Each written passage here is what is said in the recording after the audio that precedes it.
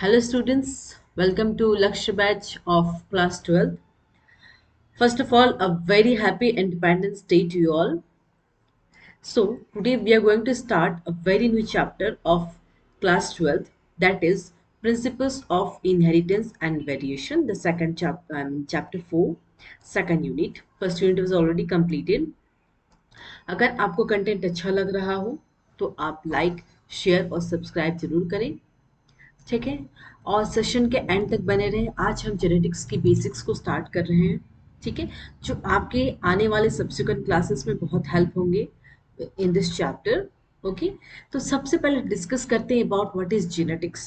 Genetics का definition जानते हुए, जेनेटिक्स क्या है? It's a science that deals with the study of heredity and variation. ये दोनों टर्म अपने आप में एक बहुत बड़ा मीनिंग है, हेरिडिटरी एंड वेरिएशन। ओके, अब हेरिडिटी की बात करें कि passing of traits from parents to their offspring, from generation to generation. इसका मतलब क्या होता है? ट्रेड्स मतलब जो जीन का एक्सप्रेशन है। देखिए, सपोज एग्जांपल, ठीक है, मुझे ये hairs, brown eyes, I mean everything I got from my parents. तो हमारे पेरेंट्स को किससे मिले? दादाजी से, दादी से मिले, नाना नानी से मिले।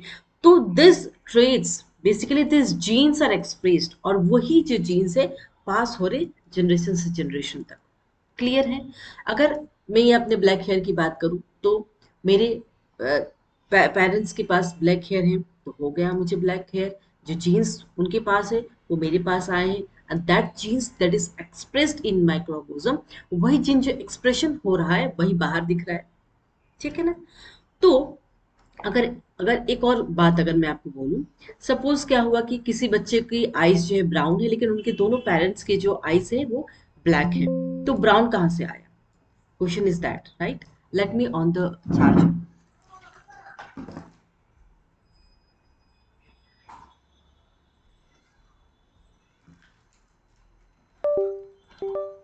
ओके, सो तो मेरा क्वेश्चन ये था कि उनकी उस बच्चे के पास ब्राउन आइज कैसे आए?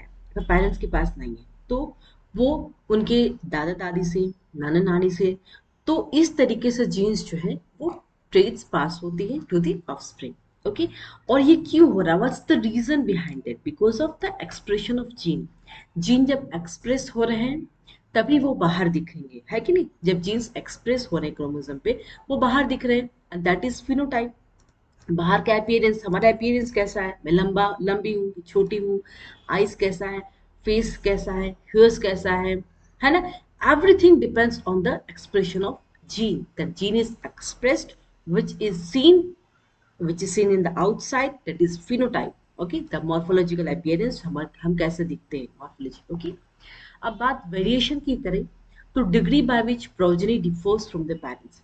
दैट मीन्स वेरिएशन में क्या होता है कि देखिए, दो पेरेंट्स, मैं अपने पेरेंट्स की बच्ची हूँ, तो मैं हूबहू या आप बिल्कुल ही आइडेंटिकल नहीं होंगे अपने पेरेंट्स के। थोड़ा बहुत वेरिएशन होगा from your parents, that that is known as variation. Okay, clear about that? चलिए आगे बढ़ते हैं। So what is gene? अब जीन के बारे में थोड़ा बहुत पढ़ लें। जीन कहाँ प्रेजेंट होते हैं, कैसे दिखते हैं, एवरीथिंग। ओके, जीन क्या है? बेसिक फंक्शनल और structural units of heredity. This is the basic. Gene जो है, एवरीथिंग इज जीन। जीन कहाँ प्रेजेंट होते हैं? क्रोमोसोम पे प्रेजेंट होते हैं। सबसे इंपॉर्टेंट बात आपके लिए क्वेश्चन है, जीन क्या? ये जो क्रोमोसोम मैंने डायग्राम बनाया है, जीन क्या ये पूरे क्रोमोसोम पे प्रेजेंट होते हैं? नो, जीन्स जो है एंटायर क्रोमोसोम पे प्रेजेंट नहीं होते हैं। जीन्स पर्टिकुलर पोजीशन पे प्रेजेंट होते हैं, that position is known as locus. That means genes का लोकेशन क्या हुआ? Locus of chromosome. जीन्स कैसे अरेंज होते हैं? Linearly arranged on chromosome. ठीक है, तो ये जो मैंने ये रेड कलर का डायग्राम मैंने बनाया है, this is about the structure of chromosome. ठीक है, बहुत बेसिक, बहुत सिंपल वे में मैंने आपको बताया है। ठीक है, तो क्रोमोसोम में 2 आर्म रहते हैं। This one is centromere. ठीक है, जो कि सेल डिवीजन के सेल साइकिल में आपको बहुत अच्छे से बताया जाएगा सेंट्रोमियर के बारे में। अभी अभी के लिए जो जानना जरूरी है वो आपको बता रहे हैं। Okay, this is the shorter arm जो कि बी आर्म है, ये क्यू आर्म है। ये 2 पार्ट्स है क्रोमोसोम के, ऊपर वाला छोटा, नीचे वाला बड़ा। ऊपर वाले आर्म को क्या कहते हैं? पी आर्म, और नीचे वाले को कहते हैं क्यू आर्म। और ये जो जीन ए जीन बी, तो दोनों जीन जो प्रेजेंट है on P arm and Q arm, इस पोजीशन को कहते हैं लोकस। जहां जीन प्रेजेंट है उसी पोजीशन को कहते हैं लोकस। जीन एंटायर क्रोमोसोम पे प्रेजेंट नहीं होता है। Clear about that? Everything is clear? चलिए next move on to the genome. सबसे जीनोम अपने में ही एक एक सब्जेक्ट है जिसको कह सकते हैं। ओके, जीनोम क्या है? Haploid, that is N. Haploid मतलब N, haploid set of chromosome. Okay, अगर हम हैप्लॉइड और डिप्लॉइड की बात करें, हैप्लॉइड मतलब सिंगल सेट ऑफ क्रोमोसोम, ये दिख रहा है आपको, हैप्लॉइड सिंगल सेट है एन, ठीक है, सिंगल सेट। अगर हम डिप्लॉइड की बात करें तो it represented by twice N, diploid मतलब टू होता है। डबल सेट ऑफ क्रोमोसोम, ये दिख रहा है डबल सेट, ये क्रोमोसोम जो है पेयर में है, ठीक है। ये क्रोमोसोम हमेशा ही पेयर में रहते हैं अगर हम डिप्लॉइड की बात करें। और अगर हैप्लॉइड की बात करें तो ये क्रोमोसोम कैसे रहते हैं? हमेशा in an form, that is ये सिंगल रहते हैं। कैसे रहते हैं? ये सिंगल, ये पेयर में नहीं रहते हैं। तो इन्हें क्या कहेंगे? हैप्लॉइड कहेंगे और डिप्लॉइड करेंगे। तो हम ह्यूमंस, हम क्या है? डिप्लॉइड है। ह्यूमंस क्या है? डिप्लॉइड है। तो हमारे में कितने पेयर्स ऑफ क्रोमोसोम्स होते हैं? 23 पेयर्स ऑफ क्रोमोसोम। ओके, तो 22 जो ऑटोसोम्स है, ठीक है, and one pair is sex chromosome. So this is about the basics about the human. Okay, clear है? Next we'll discuss about the allele. What is allele? Genes which code for a pair of contrasting traits. They usually occur in pairs. अब allele क्या होता है? जैसे कि मैंने दिखाया आपको, क्रोमोसोम हमेशा पेयर में रहते हैं, ठीक है। तो जो पेयर में रहते हैं क्रोमोसोम और जो जीन्स प्रेजेंट है उनमें, that will pair, that will code for a pair of contrasting traits. वो हमेशा पेयर में होकर होते हैं, अलील कहते हैं उसे। एग्जाम्पल देखिए, अगर हम एग्जाम्पल लेते हैं, जैसे कि प्लांट हाइट हो गया, ये एनिमल की हाइट हो गई, ये एनिमल का कलर हो गया, है ना। तो जो प्लांट हाइट है ये एक कैरेक्टर है, इसमें दो ट्रेट पॉसिबल है। प्लांट या तो लंबा हो सकता है या तो प्लांट छोटा हो सकता है। तो जो ट्रेट्स हैं, ये ट्रेट्स क्या पॉसिबल हो सकता है इस एक प्लांट की? एक प्लांट हाइट क्या इज अ कैरेक्टर। अब उस कैरेक्टर के क्या क्या ट्रेट्स पॉसिबल हो सकते हैं? एक टॉलनेस होगा, एक ड्वार्फनेस होगा। That means both tallness and dwarfness, these two, ये दोनों ही जो एक दूसरे की अलील्स है, इसी को कहते हैं अलील्स। ओके, तो ये रिप्रेजेंटेड होगा बाय कैपिटल टी, और ड्वार्फनेस को रिप्रेजेंट करेंगे स्मॉल टी से। अब इसके बारे में थोड़ा और डिटेल्स में पढ़ेंगे, ठीक है। चलिए देखिए, कैरेक्टर, जैसे कि प्लांट की हाइट कैसी है, क्या वो टॉल है, क्या वो ड्वार्फ है। तो कैरेक्टर और ट्रेड को समझाने के लिए मैंने ये एग्जांपल्स लिया एक्चुअली। ह्यूमन हाइट कैसा है, क्या टॉल है, एवरेज है, ये ड्वार्फ है। फ्लावर कलर कैसा है, रेड है, पिंक है, व्हाइट है। तो ये these are the traits and these are the character. Skin colour कैसा है, क्या मैं गोरी हूँ, सांवली हूँ, काली हूँ, इंटरमीडिएट हूँ, एवरीथिंग। ओके, सो अब समझ में आ गया आपको कैरेक्टर क्या होता है, ट्रेड्स क्या होते हैं। क्लियर है इस एग्जाम्पल से? चलिए अब बात करते हैं multiple allele. Gene that has more than two allele, दो अलील से ज्यादा अगर है जीन में तो उसे हम क्या कहें? मल्टीपल अलील। दो से ज्यादा, ध्यान रखिएगा, ठीक है। अभी तक हमने दो अलील की ही बात की है, याद रखिएगा, टू अलील प्लांट हाइट में, ठीक है, कैरेक्टर और उसको लेते हुए। लेकिन अगर हम मल्टीपल अलील की बात करें तो उसमें दो से ज्यादा अलील जब प्रेजेंट होंगे उसको मल्टीपल अलील कहेंगे। जैसे एग्जाम्पल क्या है? ह्यूमन में ब्लड ग्रुपिंग, ब्लड ग्रुपिंग जो है, जैसे blood group ABO blood group, जिसके बारे में हम बहुत डिटेल्स में पढ़ने वाले हैं। एबीओ ब्लड ग्रुप के बारे में थोड़ा बहुत इन्फॉर्मेशन जरूरी है इस वक्त।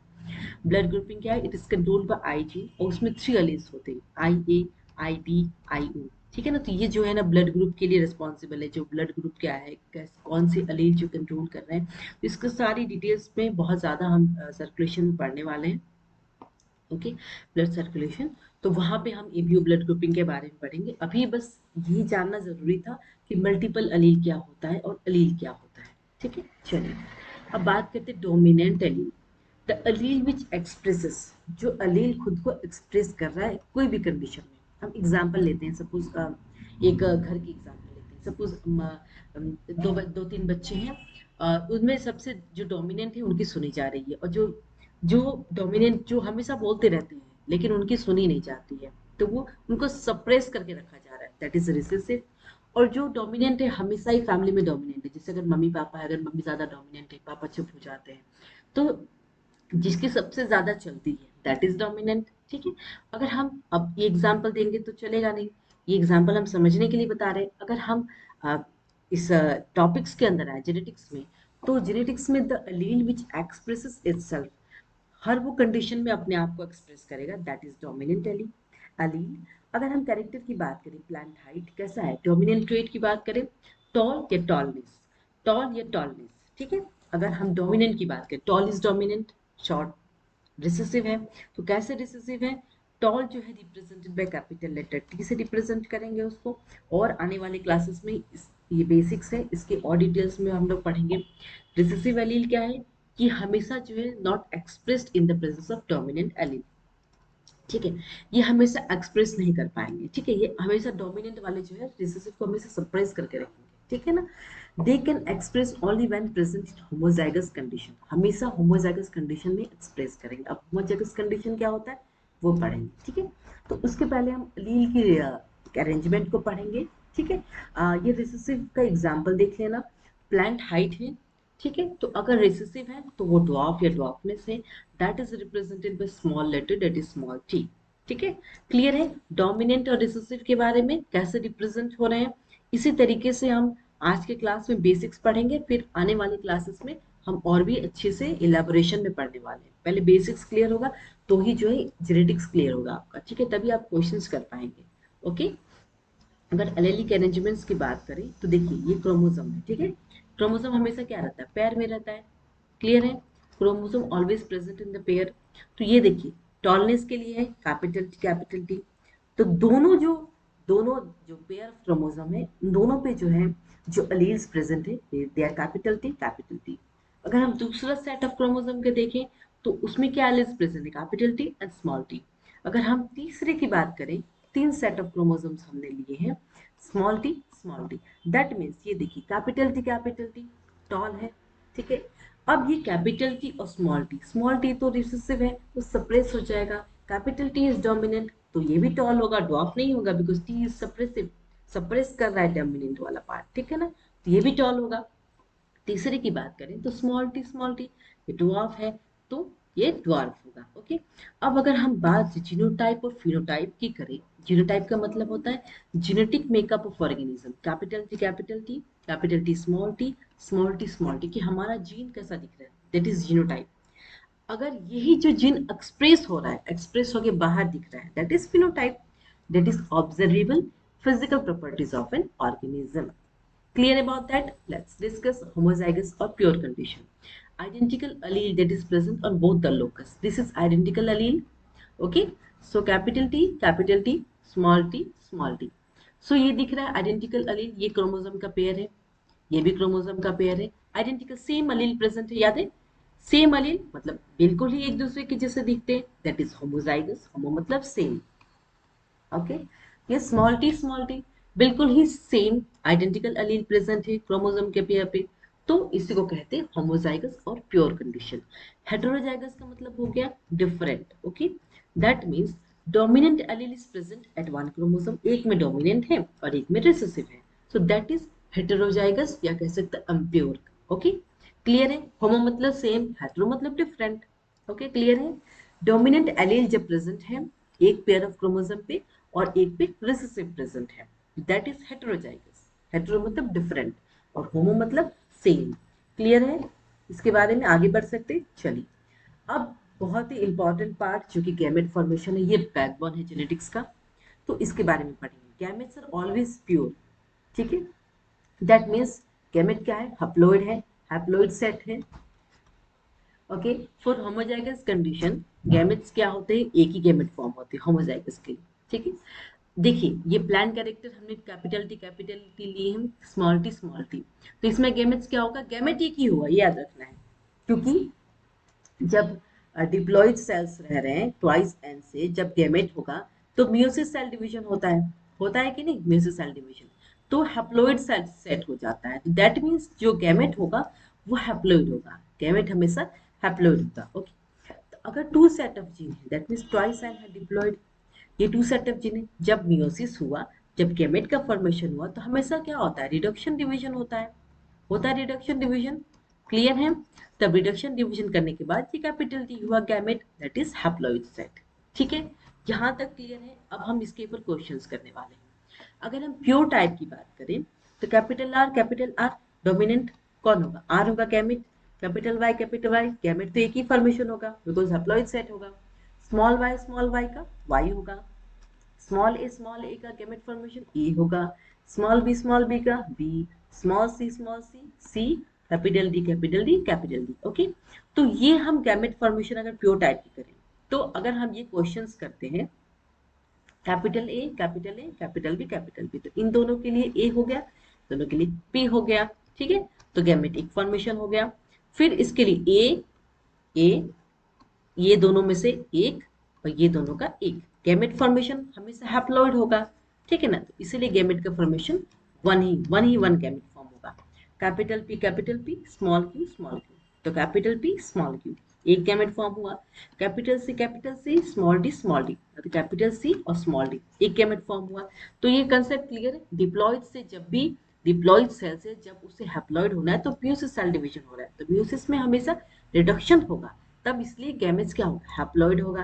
क्लियर है अबाउट दैट। चलिए अब ये देखिए, ये आपका क्वेश्चन है। अगर आपको नंबर ऑफ गैमेट्स निकालना है तो 2 टू द पावर n होगा। ठीक है, तो एक ये गैमेट, ये दो गैमेट, कैपिटल ए और कैपिटल बी, तो 2 टू द पावर n ये एक फॉर्मूला है जिससे आप नंबर ऑफ गैमेट्स निकाल सकते हैं। ठीक है, या तो इस मेथड से भी निकाल सकते हैं।